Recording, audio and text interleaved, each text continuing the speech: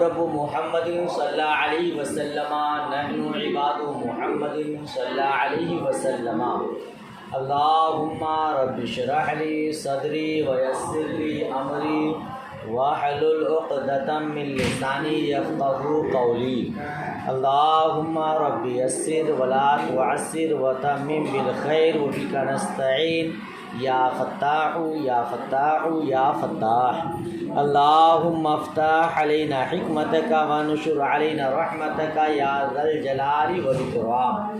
بسم اللہ الرحمن الرحیم۔ فصل العطف بالحروف تابع ينسب إليه ما نسب إلى متبوعه وكلاهما مقصودان بتلك النسبة ويسمى عطفا نسق۔ یہی ہے نا، یہ فصل ہے عطف بالحروف کے بیان میں، اور وہ ایسا تابع ہے جس کی طرف منسوب کی جائے وہ چیز کہ منسوب کی گئی وہ چیز اس کے متبوع کی طرف ہے نا۔ اور اس کو آپ یوں بھی بول سکتے ہیں عطف بالحروف ایسا تابع کہ جس کی طرف جو چیز منسوب کی گئی اس کے متبوع کی طرف وہی چیز منسوب کی جائے تابع کی طرف، دونوں بات ایک ہی ہے نا۔ وَكِلَاهُمَا مَقْصُودَانِ بِتِلْكَ النِّسْبَةِ، اور وہ دونوں اسی نسبت کے ساتھ مقصود ہو، ٹھیک ہے، اور اس کا نام رکھا جاتا ہے عطف نسق۔ جی ترجمہ اتنا ہو گیا، یہ عطف بالحروف ہے۔ عطف بالحروف کی تعریف ہو گئی کہ وہ تابع ہے جو چیز اس کے متبوع کی طرف نسبت کی جائے وہی چیز اس کی طرف منسوب ہو، اور اس نسبت میں دونوں مقصود ہو، تابع بھی مقصود ہو اور متبوع بھی مقصود ہو، اس کا نام رکھا جاتا ہے عطف نسق۔ اب اس کو عطف نسق کیوں نام رکھا جاتا ہے تو یاد رکھیے گا، یہ نسق عرب کے قول نسق سے ماخوذ ہے، شعر نسق سے ماخوذ ہے، جس کا معنی ہے دانتوں کا استواء، یعنی دانتوں کا برابر ہونا۔ تو چونکہ معطوف عطف بالحروف میں معطوف اور معطوف علیہ دونوں برابر ہوتے ہیں، دونوں ہی مقصود ہوتے ہیں، اسی لیے اس کو عطف نسق کہا جاتا۔ وَشَرْطُهُ أَن يَكُونَ بَيْنَهُ وَبَيْنَ مَتْبُوعِهِ أَحَدُ حُرُوفِ الْعَطْفِ وَسَيَأْتِي ذِكْرُهَا فِي الْقِسْمِ الثَّالِثِ إِنْ شَاءَ اللَّهُ تَعَالَى۔ کیا کہتے ہیں؟ اور اس کی شرط یہ ہے، اور اس کی کہ اس کے درمیان اور اس کے متبوع کے درمیان حروف عطف میں سے کوئی ایک حرف ہو۔ آپ جانتے ہیں کہ حروف عطف 10 ہیں، واو، فا، ثم، حتی، او، اما، ام، لا، لیکن، بل، یہ حروف عاطفہ ہے نا۔ تو معطوف اور معطوف علیہ کے درمیان، تابع اور متبوع کے درمیان ان 10 حرفوں میں سے کسی ایک کا ہونا شرط ہے، ٹھیک ہے۔ یہاں صاحب ہدایت اللہ فرماتے ہیں اس کا ذکر تیسری قسم میں آئے گا اگر اللہ تعالیٰ نے چاہا، یعنی اللہ کی توفیق ہوئی تو انشاءاللہ ہم تیسری قسم میں اس کو پڑھیں۔ مثال دیکھیے، جیسے قام زید و عمر، قام زید، کھڑا ہوا زید اور عمر، عمر نہیں بولے گا عمر۔ تو یہ دیکھیے آپ، زید معطوف علیہ ہے، واو حرف عطف ہے اور امر اور معطوف امر معطوف. زید معطوف علیہ واو حرف عطف امر معطوف. اسی کو کہتے ہیں زید متبوع واو حرف عطف امر تابع. آپ جانتے ہیں متبوع اس میں مفعول ہے جس کا معنی ہوا جس کی اتباع کی گئی. تابع کا معنی اتباع کرنے والا. تو زید اور امر میں دیکھیے آپ زید پہلے ہے امر بعد میں ہے. گویا کہ امر آنے میں یعنی قائم ہونے میں کھڑے ہونے میں زید کی اتباع کیا. مانا کیا پڑھے آپ کھڑا ہوا زید اور امر. تو جس طرح زید کھڑا ہوا اسی کی اتباع کرتے ہوئے امر بھی کھڑا. اتنا سمجھ میں آ گیا. آگے بڑھیے. وَإِذَا عُطِفَ عَلَى الضَّمِيرِ الْمَرْفُوعِ الْمُتَّصِلِ يَجِبُ تَأْكِيدُهُ بِالضَّمِيرِ الْمُنْفَصِلِ نحو ضربت أنا وزيد إلا إذا فصل نحو ضربت اليوم وزيد. وإذا عطف على الضمير المجرور يجب إعادة حرف الجر نحو مررت بك وبزيد.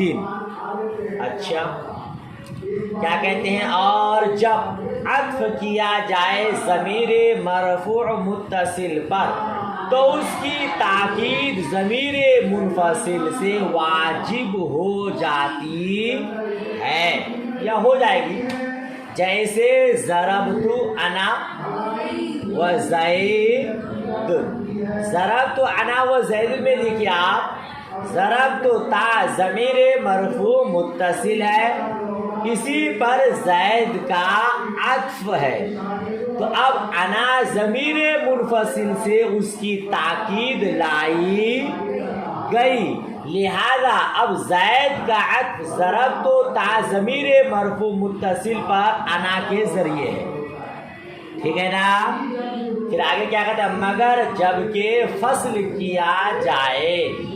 مگر جب کہ جیسے ضربت الیوم وزید. یہاں ضربت تا ضمیر مرفوع متصل ہے اسی پر زید کا عطف ہے. اب یہاں ضمیر منفصل کے ذریعے تاکید لانا ضروری نہیں. کیوں؟ چونکہ معطوف اور معطوف علیہ کے درمیان الیوم کے ذریعے فصل کر دیا گیا ہے. الیوم کے ذریعے کر دیا گیا لہذا یہاں تاکید لانا ضروری نہیں ہے. پھر آگے کیا فرماتے ہیں؟ مگر جبکہ فصل کر دیا جائے جیسے ضربت الیوم وزید. اچھا صفحہ پلٹنا ہوگا. وَإِذَا عُطِفَ عَلَى الضَّمِيرِ الْمَجْرُورِ يَجِبُ إِعَادَةُ حَرْفِ الْجَرِّ نَحْوُ مَرَرْتُ بِكَ وَبِزَيْدٍ. اور جب ضمیر مجرور پر عطف کیا جائے تو حرف جر کا اعادہ واجب ہے. جب ضمیر مجرور پر عطف کیا جائے تو حرف جر کا اعادہ یعنی لوٹانا واجب ہے. جیسے مررت بک وبزید. کیوں؟ یہاں حرف جر کا اعادہ ضروری ہے اور جب ضمیر مرفوع متصل پر عطف کیا جائے تو تاکید کیوں ضروری ہے؟ آپ کو معلوم ہوگا کہ ضمیر مرفوع متصل جز ایک کلمہ ہوتا ہے. کیا ہوتا ہے؟ کلمہ کا جز ہوتا ہے. ٹھیک ہے نا. کلمے کے جز پر کسی کا عطف کرنا جائز نہیں ہے. اسی لیے ضمیر مرفوع کیا کہتے ہیں ضمیر منفصل کے ذریعے اس کی تاکید لائی جاتی ہے. اور جب حرف کیا کہتے ہیں کہ ضمیر مجرور پر عطف کیا جائے تو حرف جر کا اعادہ ضروری ہے. کیوں؟ کیونکہ حرف جر مجرور کے ساتھ اس طرح متصل ہوتا ہے، ملا ہوا ہوتا ہے کہ وہ جزء کلمہ کی طرح ہوتا ہے. کس کی طرح ہوتا ہے؟ جزء کلمہ کا جز ہوتا ہے نا. تو ضمیر کیا کہتے ہیں کہ حرف جر مجرور کے ساتھ متصل ہونے کی وجہ سے ایک ہی کلمہ ہوتا ہے، ایک ہی کلمہ کی طرح ہوتا ہے، اس لیے اس میں حرف جار کا اعادہ ضروری ہے. مثال مررت بک وبزید. دیکھیے کاف ضمیر پر زید کا عطف ہے، اسی لیے جس طرح بیکا میں با حرف جار لائے اسی طرح بی زیدین میں بھی با حرف جار لائے. سمجھ میں آ گیا اتنا؟ وَعْلَمْ أَنَّ الْمَعْطُوفَ فِي حُكْمِ الْمَعْطُوفِ عَلَيْهِ أعني إذا كان الأول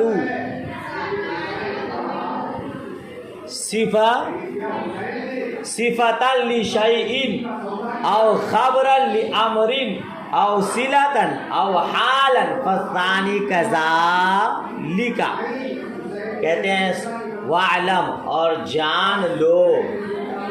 اب دل کے کانوں سے سنو. آپ کو بارہا بتایا گیا ہے، آپ جانتے ہیں جہاں کوئی خاص بات بتانی ہو وہاں مصنفین علم کا صیغہ استعمال کرتے ہیں. مطلب یہ ہوتا ہے کہ اب کوئی خاص بات آنے والی ہے لہذا بغور سماعت کریں. ٹھیک ہے نا؟ جان لو کہ معطوف علیہ کے حکم میں ہوتا ہے، یعنی جب پہلا کسی چیز کی صفت ہو یا کسی امر کی خبر ہو یا صلہ ہو یا حال ہو تو دوسرا بھی اسی طرح ہوگا. اگر معطوف علیہ صفت ہے تو معطوف بھی صفت، اگر معطوف علیہ کسی کی خبر ہے تو معطوف بھی خبر، اگر معطوف علیہ صلہ ہے تو معطوف بھی صلہ، اگر معطوف علیہ حال واقع ہے تو معطوف بھی. ہر کسی کی مثال آپ دیکھیں بین السطور میں اذا کان الاول صفتا. مثال اوپر دیکھیے مثل جاءنی زید العاقل دیکھ رہے ہیں؟ جاءنی زید العاقل والعالم یا جاءنی زید العاقل میں العاقل معطوف علیہ ہے. کیا ہے؟ جو زید کی صفت ہے تو العالم بھی جو معطوف ہے وہ زید کی صفت واقع ہے، دونوں صفت ہے. اس کے علاوہ کیا لکھا کہ صفت او خبرن، اس کی مثال نیچے دیکھیے زید عاقل و عالم. دیکھیں مثال زید عاقل و عالم. عاقل یہ معطوف علیہ ہے جو زید کی خبر واقع ہے، تو معطوف جو عالم ہے وہ بھی زید کی خبر ہے. او صلتن یا کسی کیا ہو معطوف علیہ صلہ ہو تو معطوف بھی صلہ ہوگا. جیسے قام الذی صلی وصام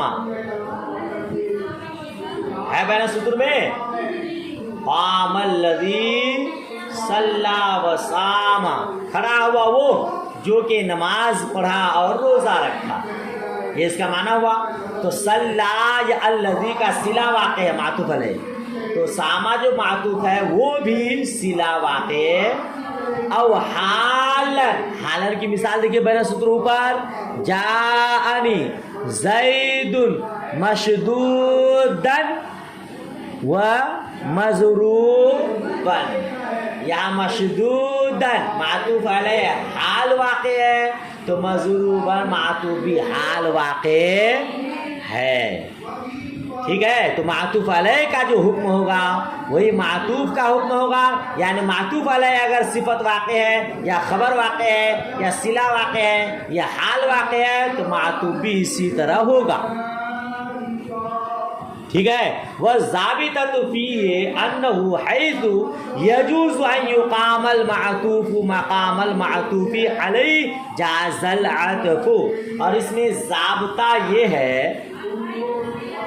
قاعدہ کلیہ، ضابطہ کا معنی لکھا ہے نا بیٹا سطر میں، قاعدہ کلیہ یہ ہے کہ انه حیث، اگر معطوف اور معطوف علیہ اس طور پر ہو، معطوف اور معطوف علیہ اس طور پر ہو کہ معطوف کو معطوف علیہ کی جگہ رکھنا جائز ہو، معطوف علیہ کو کیا معطوف کو معطوف علیہ کی جگہ رکھنا جائز ہو تو عطف جائز ہے، اور اگر اس طرح نہ ہو تو عطف جائز نہیں ہے۔ معطوف کو معطوف علیہ کی جگہ، معطوف علیہ کو معطوف کی جگہ رکھنا جائز ہو تو عطف جائز ہوگا، ورنہ آپ نے جو مثالیں پڑھی ہے معطوف اور معطوف علیہ کی، آپ اس مثالوں کو پلٹ کے دیکھیے تو ترجمہ برابر ہوگا، مفہوم برابر ہوگا۔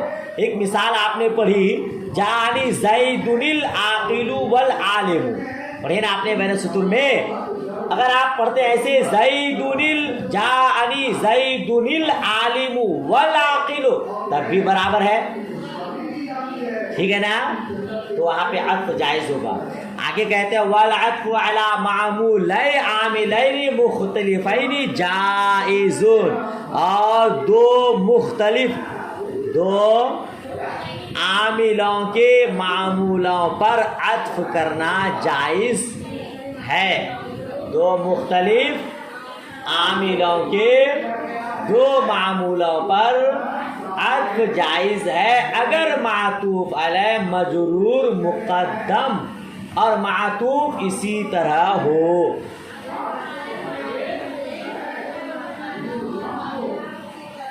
معطوف علیہ مجرور مقدم ہے اور معطوف بھی مجرور مقدم ہے، تو دو مختلف عاملوں کے دو معمولوں پر عطف کرنا جائز ہے، جیسے فی الدار زید والحجرۃ عمر، گھر میں زید ہے اور حجرہ میں عمر ہے۔ یہاں دیکھیے آپ فی الدار مجرور مقدم ہے، ٹھیک ہے نا، والحجرۃ عمر میں بھی والحجرہ یہ مجرور مقدم ہے، لہذا اور یہ فی الدار زید میں زید ابتدا کی وجہ سے مبتدا واقع ہے نا، ابتدا کی وجہ سے مرفوع ہے، اور عمر بھی ابتدا کی وجہ سے مرفوع ہے، تو یہ دو مختلف عاملوں کے معمول ہیں، چونکہ فی الدار مجرور مقدم ہے، والحجرۃ کا عطف اسی پر ہے لہذا وہ بھی مجرور مقدم ہے، لہذا یہاں پہ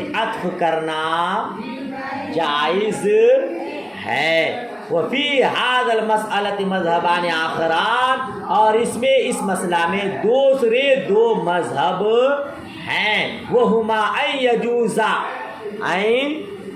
مطلقا عند الفراء ولا یجوز مطلقا عند سیبویہ، دوسرے دو مذہب کیا ہیں، وہ یہ ہیں کہ مطلقاً عطف کرنا جائز ہے فرا نحوی کے نزدیک، اور مطلقاً جائز نہیں ہے سیبویہ نحوی کے نزدیک، یعنی فرا کا یہ کہنا ہے کہ مجرور مقدم ہو یا نہ ہو، مجرور مقدم ہو یا نہ ہو عطف کرنا جائز ہے، اور سیبویہ کا یہ کہنا ہے کہ مجرور مقدم ہو یا نہ ہو عطف کرنا جائز نہیں ہے۔ یہ دوسرے دو مذہب اس کے علاوہ ہے۔ ماشاءاللہ سبق آپ کا مکمل ہوا، آج کا سبق یہیں تک مکمل طور پر یاد کیجئے گا۔ اب آپ کا جو میں نے آپ کو پڑھایا اس کو یوٹیوب میں ڈال دوں گا انشاءاللہ، تو آپ بھی کبھی فائدہ اٹھائیں گے، آپ کے ساتھ دوسرے برادران دوسرے طلباء اعظام بھی اس سے فائدہ اٹھائیں گے۔ دعا کریں اللہ کریم سب کو مکمل طور پر فائدہ اٹھانے کی توفیق رفیق عطا فرمائے. آمین ثم آمین.